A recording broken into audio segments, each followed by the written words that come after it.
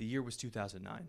I was 8 years old, and I had just come off of a grueling week of the second grade when I had just invited my good friend over for a weekend play date like we normally did. We spent the afternoon the way any two kids from Ohio would, tossing around the pigskin, playing tag in the yard, and even getting sprayed down by a garden hose from my mom because, what else is there to do in Ohio? Eventually, after all was said and done, we grabbed our towels and headed down into my basement to hang out until his mom had come to pick him up. We plopped down in front of one of those massive entertainment centers that I had down in the basement, the ones that look like they could double as a bomb shelter. We fired up the trusty Sony Trinitron, and we're going to watch some Cartoon Network until his mom came. That was until my friend noticed something. He noticed at the bottom of the entertainment center, the doors that would normally hold storage had multiple hair ties wrapped around them, almost like they were attempting to hide something. Naturally, our curiosity got the better of us, and we had to see what was behind those doors. Even to this day, I still remember those hair ties being almost absurdly difficult to get off of the doors. I don't know why. Maybe it was because we were so young, but those hair ties, they were on there.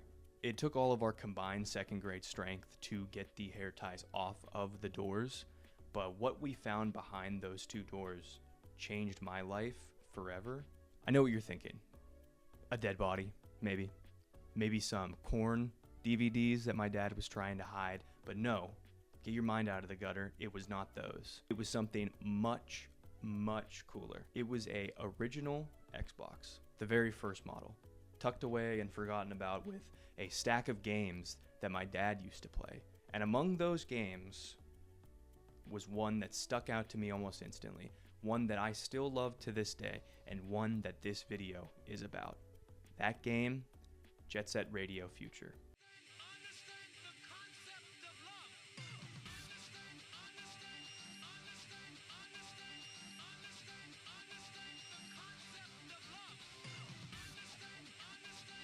Jet Set Radio Future is a cult classic game developed by SmileBit and Sega for the Xbox in 2002.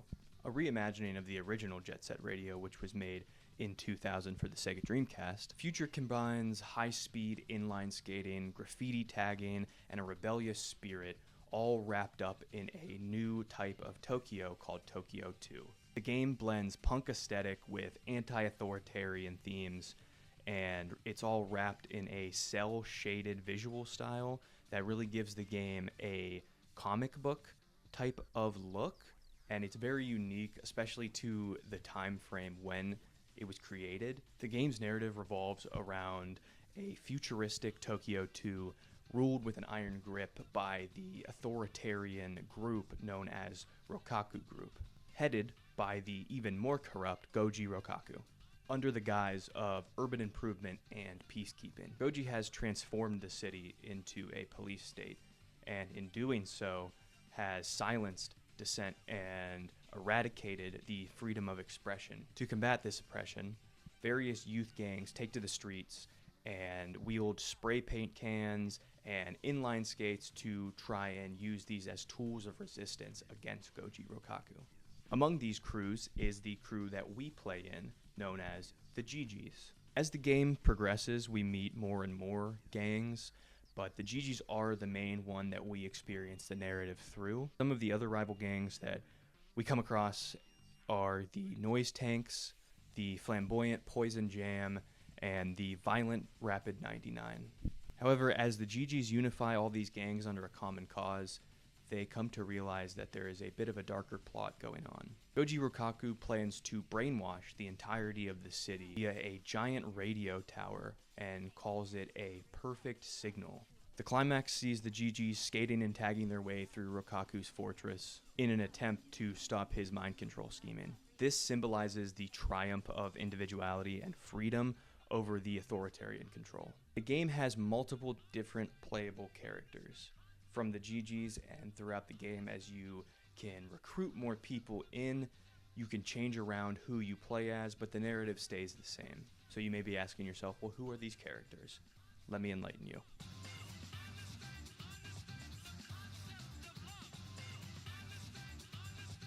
Yo-Yo serves as the audience's point of entry into the Jet Set Radio Future world. As the player's initial character, he is both a literal and symbolic beginner, fresh to the streets, curious, and full of untapped potential. His design is bright, playful, and slightly naive, which mirrors this role. Unlike the flashier or more experienced members of the GGs, Yo-Yo feels like a youth on the verge of transformation. Yet his innocence contrasts with darker undertones later in the story. His mysterious disappearance and eventual reappearance hint at themes of manipulation and control, reflecting the way oppressive systems can corrupt free spirits. Yo-Yo is not only a gameplay tutorial, he is a metaphor for how individuality can be compromised in a world obsessed with conformity.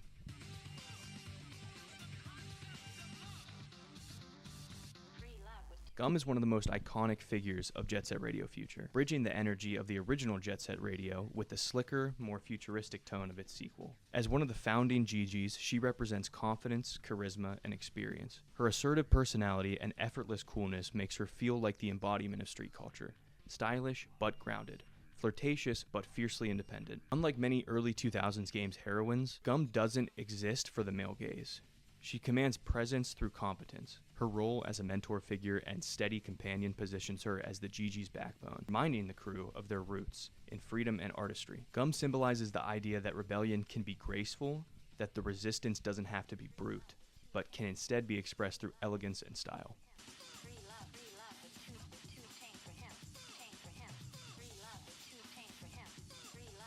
Korn, also known as Tab in the original Jet Set Radio, transitions into the leader of the GGs in Future. His leadership is understated but pivotal. He doesn't dominate the narrative, but his presence stabilizes the group. Korn is the strategist, the cool-headed planner, who contrasts the impulsive energy of characters like Beat. His redesign in Jet Set Radio Future gives him a sleeker, more mature vibe, suggesting that he's evolved alongside the world around him. Symbolically, Korn embodies structure within rebellion, the idea that even revolutionaries need organization. In gameplay terms, his balanced stats and solid handling reflect the same balance. He is the middle ground between chaos and control.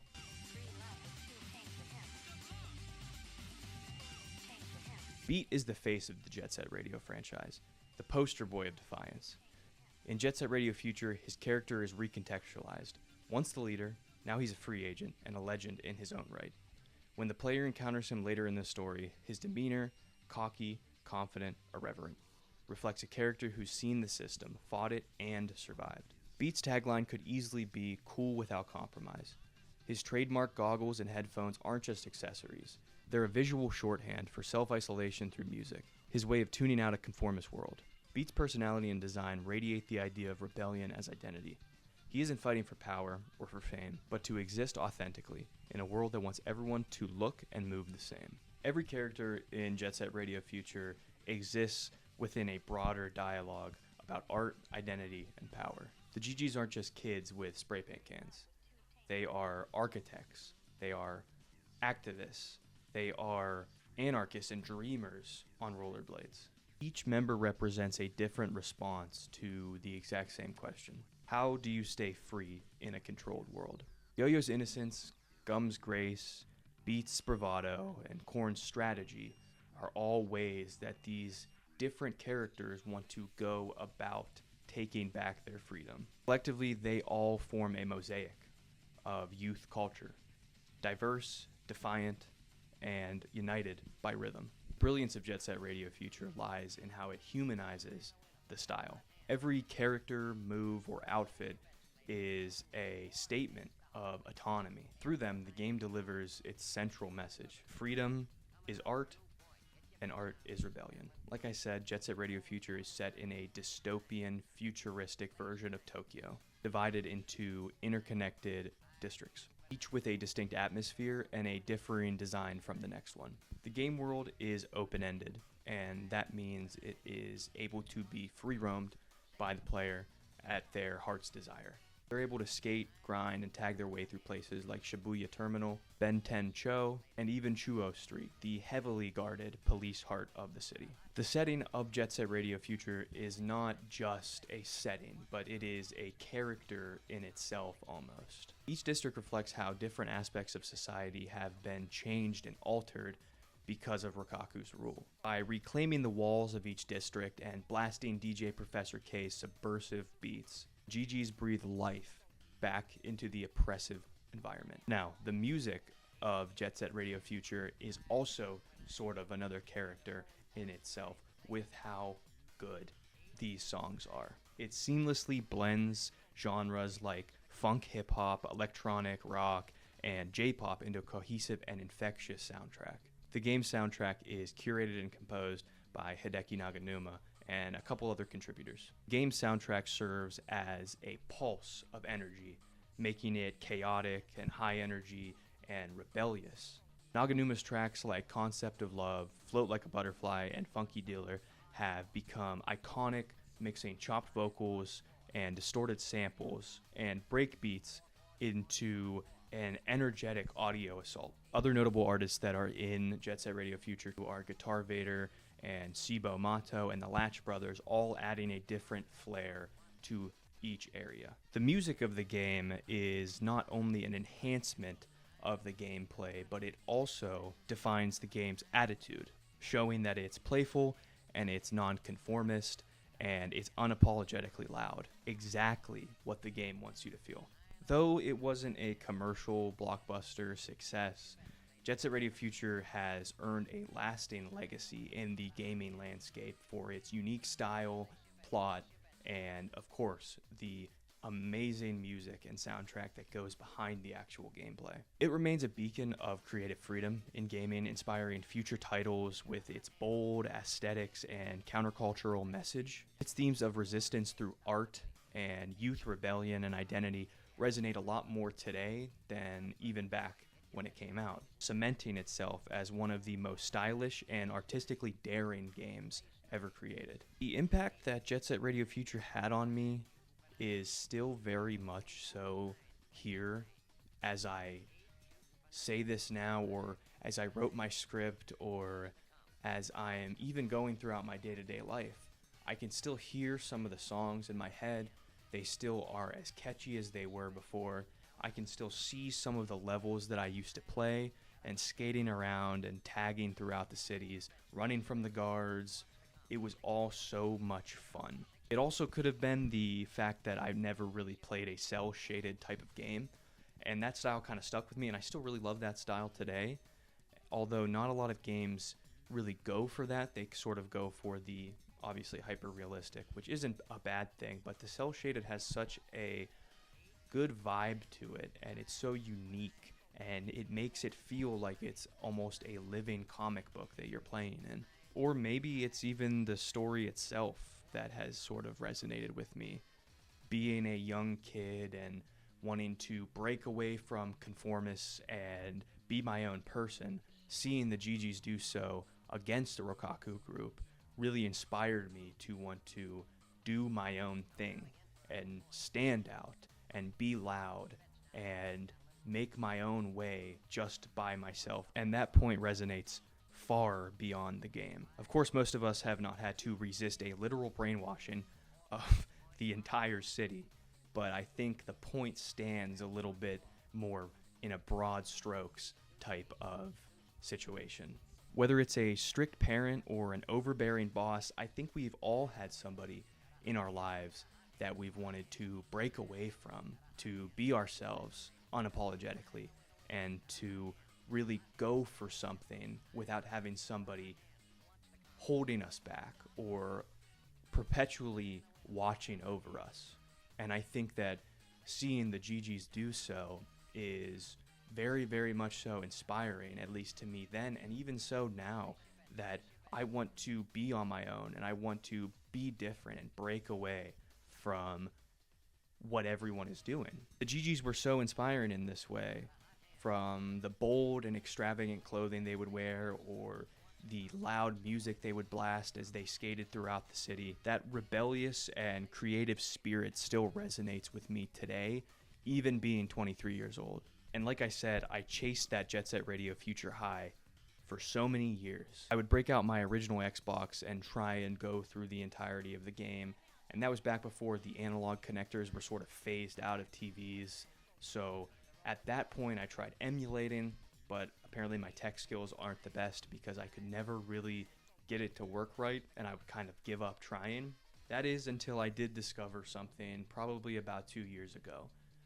a game that I never knew about, and as soon as I saw and heard about it, instantly reminded me of this. A almost spiritual successor to Jet Set Radio Future. Something that does it and does it well. Bomb Rush Cyberfunk.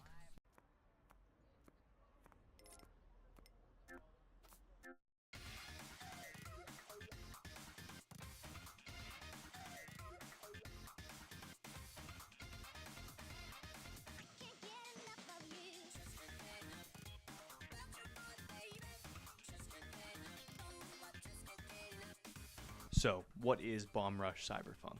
Bomb Rush Cyberfunk is a vibrant, high-energy game developed by Team Reptile and released back in 2023. Deeply inspired by the Jet Set Radio series, it blends the exact same things that Jet Set Radio did with inline skating or skateboarding or biking and graffiti. Set in the stylized metropolis of New Amsterdam, players take control of the Bomb Rush crew, a gang of self-styled cyberfunkers who battle other gangs to try and gain control of the 5 boroughs in the game. Not just with style, but also with purpose. At its core, Bomb Rush Cyberfunk is a story about identity and resistance and freedom of expression in a city that looks to repress that type of behavior. It is a little different than Jet Set Radio, I will admit. It has a lot more technology in the game to the point where people can replace their heads, their actual human heads, with robots, cybernetics, and just be perfectly fine. And that's what happens to your main character who you play as in this game called Red.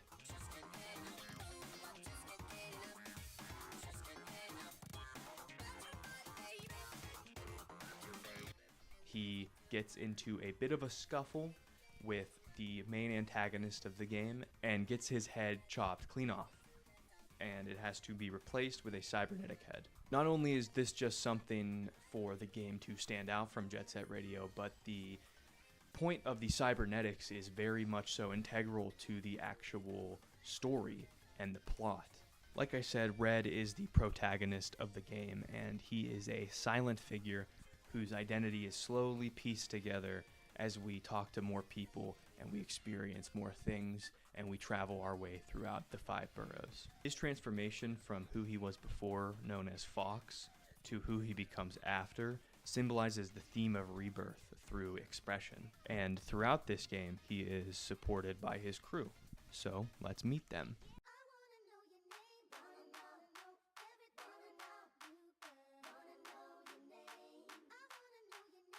Trice is a charismatic dancer and strategist who co-founded the Bomb Rush crew.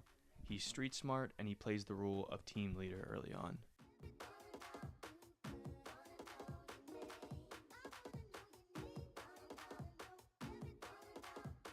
Belle is a grounded and quiet member with a strong moral compass. Her background and motivations unfold gradually, adding emotional depth, and she is someone who is very much so akin to Gum in Jet Set Radio Future. More characters come in as you progress your way through the game, but those are the main ones of the original Bomb Rush crew. The city is also populated by other gangs, sort of like Jet Set Radio Future.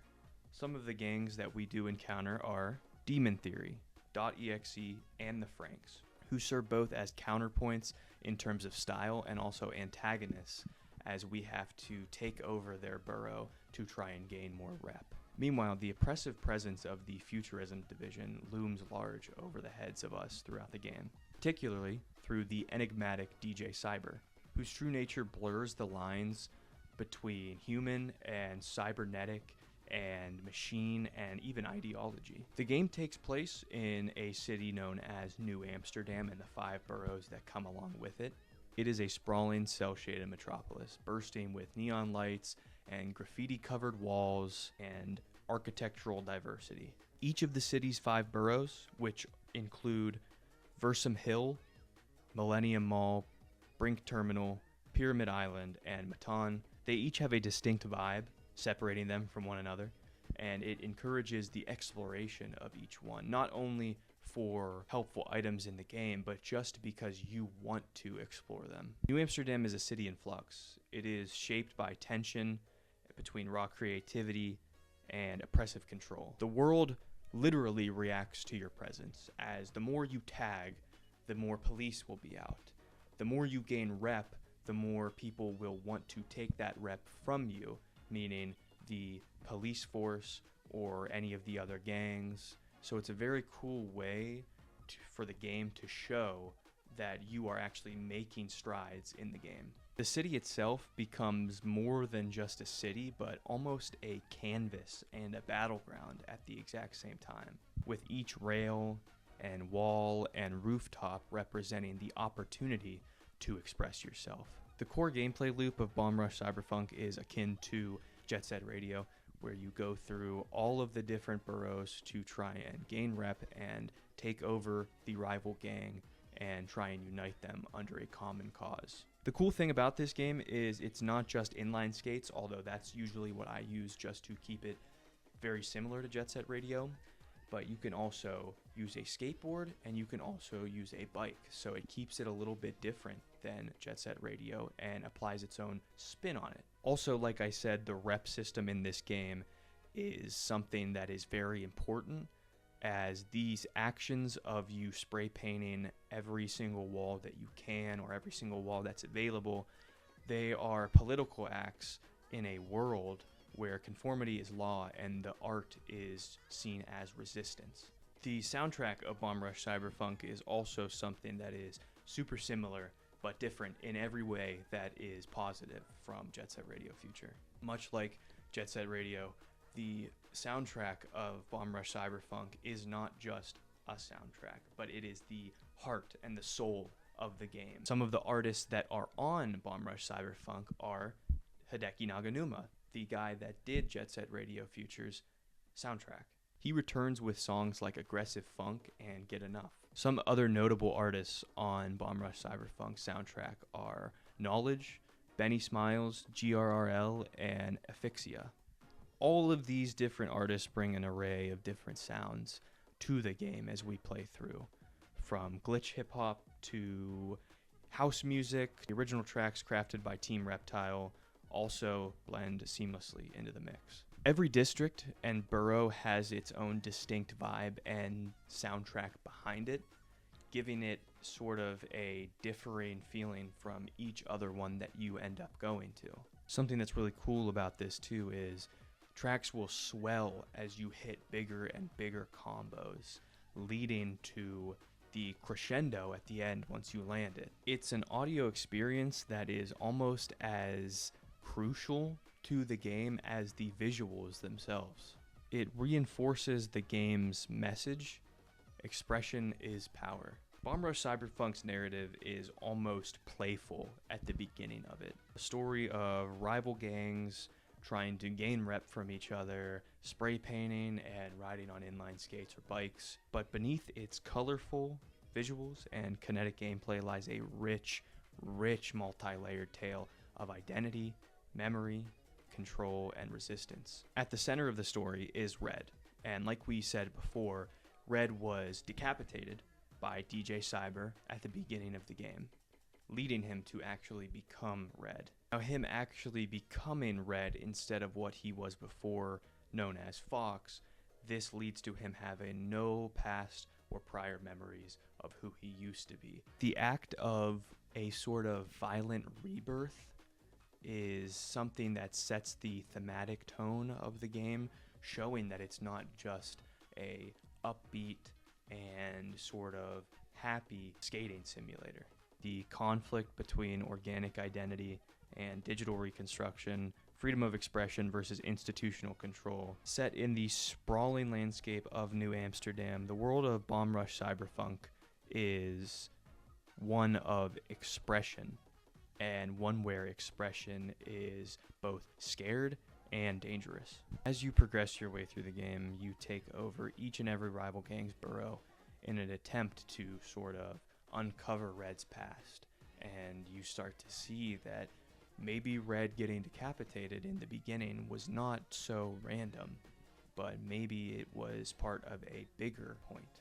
Midway through the game, a major plot point is revealed, which shows that Red is not just a skater or any skater, but he is actually the former leader of the old Bomb Rush crew, and his name is Felix. His original head was removed and kept by the Futurism Division and placed inside of a cyber head, and that is the same head that went onto Fox's body. This creates sort of an existential paradox, asking, is Red, or is he still Felix? Even more disturbingly, the original human head of Felix has been reanimated and manipulated by the antagonist DJ Cyber, who fuses it with a machine body and uses it as a weaponized version of Felix, twisted into a monstrous form. The doppelganger serves as a physical manifestation of Red's lost self, corrupted, hollow, and no longer truly alive. The game builds this tension to its climax, asking what truly defines you: your mind, your memories, your soul, or something else entirely. DJ Cyber, initially introduced as a booming, omnipresent voice promoting order and futurism through music and law, is later revealed to be the architect of the totalitarian system trying to suppress individuality in New Amsterdam. DJ Cyber believes that by replacing flawed human bodies and minds with cybernetic enhancements, society can reach a state of perfect order, free of chaos, emotion, and rebellion. He sees graffiti and street culture as dangerous viruses infecting his utopia. His army of police officers, robotic drones, and cybernetically enhanced enforcers are not just instruments of the state, but they are ideological purifiers, attempting to eliminate deviation from social norms. Red, or Felix, by contrast, becomes the embodiment of the opposite, the messiness and power of human expression, even in a body made part artificial. The game ultimately positions DJ Cyber not as a futuristic visionary, but as a symbol of techno-authoritarianism, where even identity can be stolen, corrupted, or overwritten. In the climax of the game, Red must confront the reanimated version of his former self, his head as Fox. You don't know throughout the game, but Fox was the one to kill Felix, and it's very complicated, so stay with me here. Fox killed Felix, and then DJ Cyber killed Fox for killing Felix, and then Felix's head went onto Fox's body and became Red, and Fox's head was then put into the final boss of the robot, and I think that's it. Bomb Rush Cyberfunk ends with a bang, with you killing Fox in the robot form in a very fun and energetic battle where you have to skate up him, and it's amazing. It's awesome. It's such a good use of the systems of the game, but not diluting it to have to accommodate for a boss. Instead, the boss is sort of an extension of the gameplay. Ultimately, Bomb Rush Cyberfunk is a story about non-conformity, just like its spiritual predecessor in Jet Set Radio Future.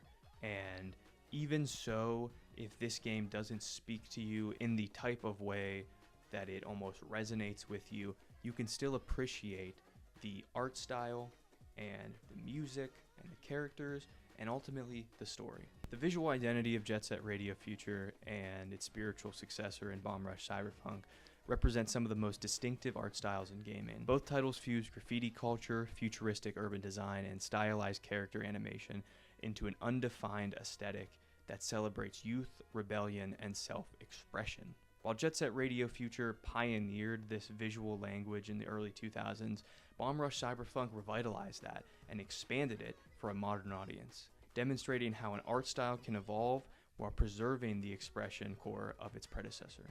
Graffiti is central to both of the games, in visuals and in thematics. In Jet Set Radio Future, the graffiti tags serve as splashes of color against the oppressive, uniform cityscape of Tokyo 2. Players' movement literally rewrites the environment, reinforcing themes of freedom and disruption. Graffiti becomes both art and activism. Bomb Rush Cyberpunk expands on the idea by making graffiti more pronounced part of its visual world. Tags are larger and often incorporate more intricate designs. Entire walls become canvases. This amplifies the sense that the city is alive and shaped by its inhabitants. Additionally, the presence of multiple crews with distinct visual identities adds new stylistic contrast than what we had before in Jet Set Radio. Where Jet Set Radio uses graffiti as decoration and a sign of rebellion, Bomb Rush Cyberfunk uses it as a storytelling device. Ultimately, Bomb Rush Cyberfunk and Jet Set Radio both share an artistic lineage rooted in stylization, music-driven energy, and the aesthetics of street culture. Jet Set Radio introduced a revolutionary visual language that stood apart from any of the contemporary games that were aiming for realism. Bomb Rush Cyberfunk now preserves that spirit while updating the aesthetic for a new era, applying modern art direction and different technological improvements. Together, these games form a visual conversation across decades, a celebration of movement, rebellion, and urban artistry. The evolution of Jet Set Radio Future to Bomb Rush Cyberfunk demonstrates not only the enduring appeal of cel-shaded design, but also the timeless cultural power of stylized expression. I just sort of wanted to quickly go over a couple of themes I kind of thought of while writing this video, and a couple of themes from the games that I think I really like. Red's journey is fundamentally about identity. Is he Felix reborn, or is he something new entirely? And the game's refusal to fully answer that adds depth. Red doesn't regain all of his memory, but he chooses who he wants to be, and that choice is more powerful than any past he may have lost. Another theme is freedom versus control. The battle between Street Crews and Futurism Division is a clear allegory for the struggle between individual freedom and authoritarian surveillance. Graffiti becomes a political act, and one that reclaims space from corporate and state control. Finally, I wanted to talk about technology versus humanity. The use of the cyberheads and digital reconstruction speak to anxieties about transhumanism. Where do we draw the line between improvement and erasure? DJ Cyber's vision of perfection is cold and lifeless, while the Bomb Rush crew's world is imperfect, but it's full of soul. I think a lot of these themes that come up in Bomb Rush Cyberfunk specifically is something that a lot of us can relate to, whether we have been having sort of a little crisis where we don't know, quite who we are, or, if we've been having some sort of authoritarian crisis where someone won't leave you alone, whether it be a boss or a parent or something like that. You can see yourself in the Bomb Rush crew or in the GGs, and I think that that is something that is so good for games when you can relate to what they are saying or what they're trying to say, because it really makes you feel like you can be in their shoes, and you see that they could overcome it, and you think, well, why couldn't I? Now, you could be thinking this is all a little bit too deep. We're talking about a game where people are skating around and spray painting, but I think that the narrative and the themes of this game, or these two games, are a lot deeper than that, and I think that we would be ignorant to say that they aren't. So in the end, I do think that both of these games have had such a huge impact on my life and have really pushed me to try and be myself and to, within reason, not listen to oppressive authority. Now, if it's my parents, obviously that's different, but oppressive authority that is being authoritative for the sake of being authoritative, not to be helpful. And I think that's what these two games are saying more than anything, is be yourself, break away from what people want you to do, and do what you want to do.